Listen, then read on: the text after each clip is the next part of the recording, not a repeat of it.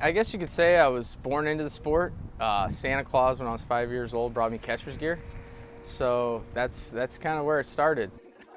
Oh, yeah. You know, my whole family's played, and cousins, and both my brothers, my dad, uncles, both sides. Yeah, so I was kind of born into the sport, and we were never forced into it, and we just fell in love with it.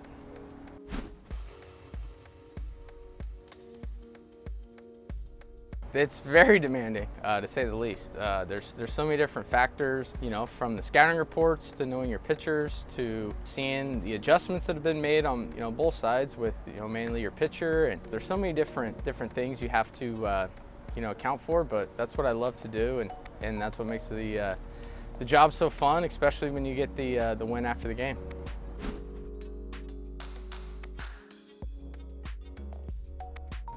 I think it's just communication. That's the big thing. You know, talking to them in the clubhouse, talking to them, you know, in the lunchroom, you know, on the field after their outing, and just being an open book. You know, I don't know everything. They don't know everything, and just kind of letting them know what I think and what I see, and getting their opinion. It's never ending and constantly evolving. So that's the big thing. It's just having that communication.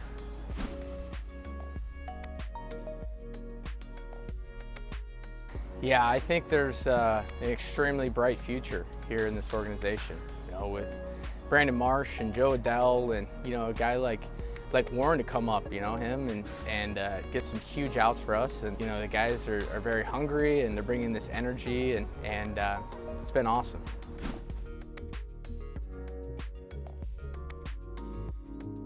I would say just enjoy the moment. That's kind of what I've told them, and you know, just learn up here. That's the biggest thing. It's your first time in the big leagues. You know, you want to do so good. You want to stay here the rest of your career and never go back down. But just learn from your mistakes. You know, don't be too hard on yourself, and look at this, you know, as a big picture. You know, there's going to be highs and lows regardless of who you are, and just enjoy every single day.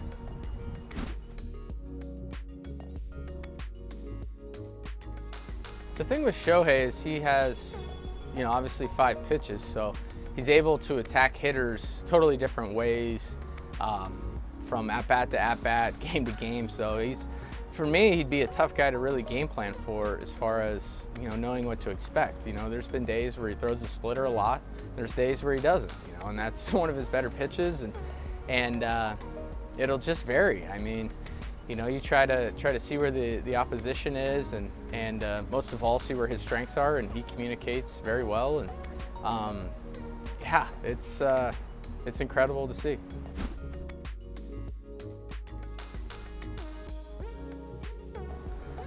I try not to talk to the hitter too much. I'm too focused on what I need to do, but there's been a few times where some guys, like mid-pitch, will be saying a few words, like kind of keeping the conversation going. I don't know if that's intentional or not, but yeah, it's happened a few times throughout my career.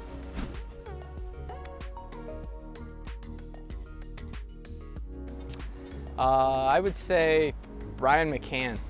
He's a guy that him and I caught in Houston together in 2018 full-time. It was me and him, and just the impact that he had on my career, even just being his teammate, seeing how he went about his business, the way he treated people, the way that he communicated with, you know, everyone in the clubhouse, to, you know, all the advice he gave me, you know, he would call me after games and let me know certain things that he saw, or just simply say good job after every game, because he realizes how hard it is. And he's had definitely the biggest impact on my career, and he's the one that really got me to believe that, hey, I can play here, and I'm here to stay.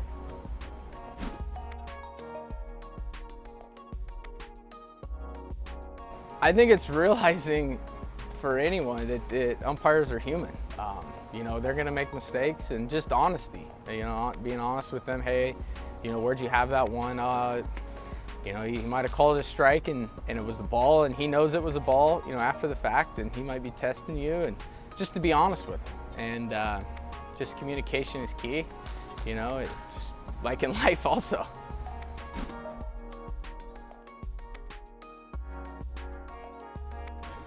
My legs are always tired. I don't think my legs have felt good since February, 9th? I think spring training started on the 10th. So yeah, so they're always tired.